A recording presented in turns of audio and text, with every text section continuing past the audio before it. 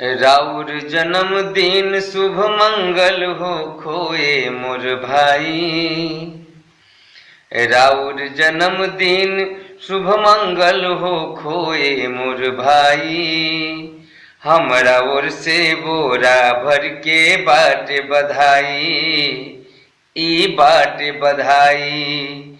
राउर जन्मदिन शुभ मंगल हो खोए मोर भाई। हमरा ओर से बोरा भर के बाटे बधाई। हे हास्य व्यंग के बादशाह, हे जनता के अगुवाहक, हे कर्म भूमि के नायक, हे साहित्य पुंज प्रवाहक।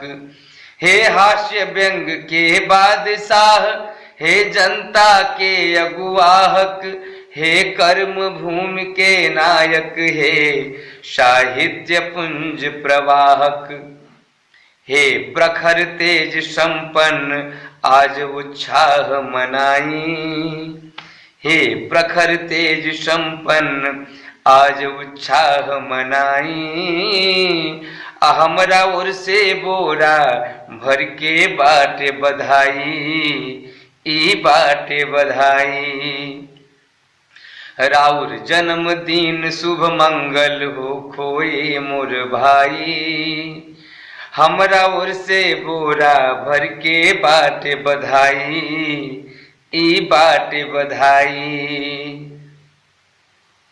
बड़का भाई श्रद्धेय वासा तिवारी प्रेमी जी खातिर हम गायक अंटू तिवारी भोजपुरिया की ओर से अनघा बधाई।